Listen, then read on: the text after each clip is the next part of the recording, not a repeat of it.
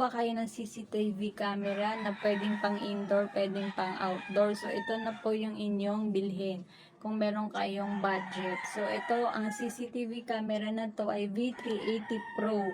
So, ito po ay Q4S, ang kanyang model. So, kita nyo naman. Tapos, ito, ang ating memory card. Ipasok nyo lang siya dito. Galawin nyo lang yung taas ng camera. Tapos, may butas na siya. Diba? Nakita ninyo.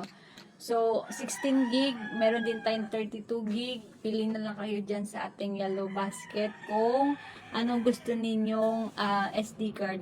Kasi the more na mataas yung SD card, the more na mahal. So, ito maganda siya kasi pwede mo nang i-adjust kung saan mo gustong ilagay sa inyong kwarto, sa inyong sala, sa labas ng bahay, 'di ba? So, ganito yung itsura niya.